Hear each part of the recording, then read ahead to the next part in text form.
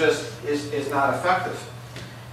Obviously, we have, we don't have to prove to you that we have a weight problem in this country. It really boils down to an energy problem, though.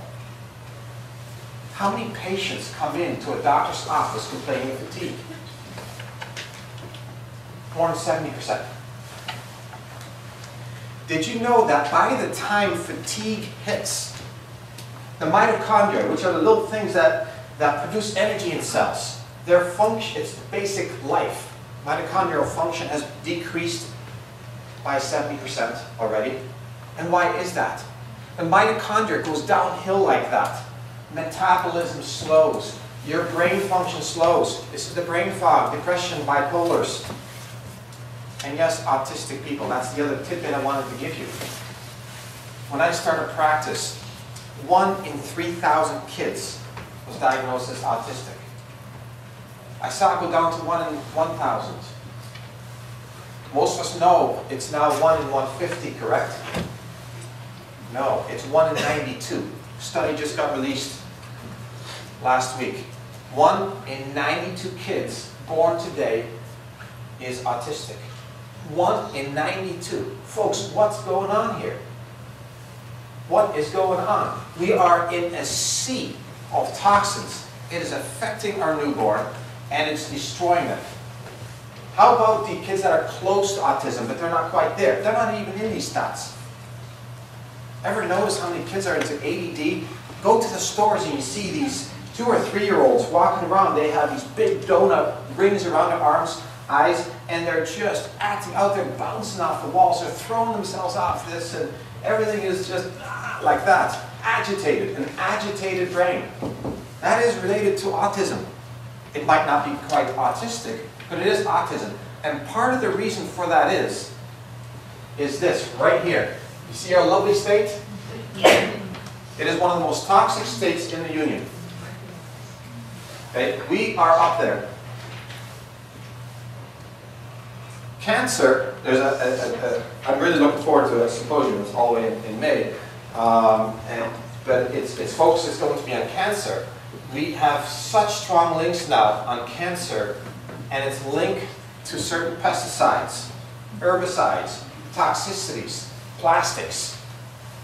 Cancer is nothing more than the end game in mitochondrial and DNA malfunction due to toxicity. Yes, toxicity is definitely behind our obesity epidemic. It's a huge part of it.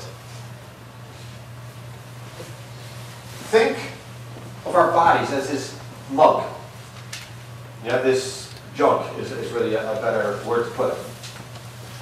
And this jug we fill up with psychosocial stress. This is a very important stressor in our life. It's a toxin. If you are in a toxic relationship right now, that is creating a toxic overload. Take 2 rats. Deprive one of rat company. They're very social creatures. They're mildly stressed, that one group of rats, versus the little more happy ones. Expose them to mercury gas. It takes 5 times as much mercury gas to kill the happy ones. In other words, the unhappy rats, the mildly stressed ones, saying the same thing. It takes only 1/5 of mercury gas. And why is that? Because the psychosocial stress allows them to not detoxify. And by the way, these were also the fat rats. Yeah? Psychosocial stress. So lack of love can increase weight. Many other things as well, but that's a big one. Environmental toxins, we're going to talk in detail. What we're going to cover today is really how do we avoid toxins. This is a huge topic for weight management and many other things, as you can imagine, but we're focusing on weight today. Next time, that's in January, we're going to go into nutritional protocols and how to get out of that mode. We'll give you some hints of that today, of course, But the topic is so huge that we decided to pick it apart into two topics. So, environmental toxins, allergies and sensitivities. What if you are sensitive to a food that you're consuming every day? Corn is a common one. What if you're sensitive to it? What does it do to you? It will make you very big right around here. Okay? It's the apple shape. It will create depression. It will create loss of energy. It will do all kinds of inflammatory things to you, and yes, it increases your weight. So allergies and sensitivities is a big one. It's a stress on the body. How about nutritional deficiencies? Did you notice in that one drink that Dr. Stacey put up, everything was like 125, 125, 125, 125. And I was looking at that as I was reviewing that with her today. I laughed and said, well, what kind of a plant has ratios like that? And did you notice the color and the preservatives and xanthan gum and all the things that I couldn't even pronounce? That isn't food. It's not even close. That stuff creates nutritional deficiencies. And she emphasized the point that if you're losing weight, you are releasing fat, hopefully, you are releasing toxins, and your body needs to be fed some really good, powerful nutrients in order to get rid of that stuff, or you will be in trouble. That's why we get so many sick patients here that detoxify, because a high schooler in their local health food store recommended this detox program that they thought was good for them. Notice a little resentment there? So I've seen so many patients get into trouble with that, and their metabolism slows down tremendously with this because they became toxic. And we have to spend the next year trying to fix that. So nutritional deficiencies is huge. And then of course is genetic predisposition. We all have our genes that we are given. This is where you're at. It doesn't mean that you're helpless and adrift in this genetic pool and you have no control over it at all. You might have certain predispositions, but folks, you do have a rudder on your boat. You can steer this thing in a certain direction. If you know that cardiovascular disease or obesity or something like that runs in your family, yes, you have to steer the boat a little bit against the tide that way, but you can steer straight in against the current. You can do this. So we're going to be talking about some of these things.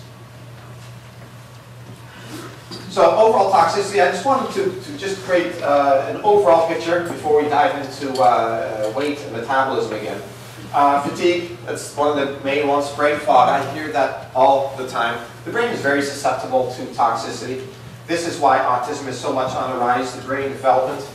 We think it already occurs in utero. If mom, for example, has some levels of heavy metals that is being released, it is amazing how that affects brain development in a newborn. Alzheimer's really is a brain on fire from heavy metals, or insulin, too high in insulin, or just overall inflammation from stress. Sarcopenia is where we lose muscle mass. Obesity obviously is one of them. Diabetes, thyroid disorders. The whole endocrine system, the hormone system, is very, very sensitive to toxins. What was spoken last week when I went to this symposium on toxicology was the fact that one of the doctors says, you know, I just in the last 2 weeks, I got 3 young males that were infertile. I never used to see them, and I was thinking back, he said, you know what, I've been having a bunch of them too. In the last few months, I think I've had 4 or 5 of them came in with lab reports that showed that they were not fertile. I never used to see these. Why is that? We'll cover that in a bit. But that's related to a lot of this, and of course the cancers. Autism spectrum disorders, and some of the bad news we see with that.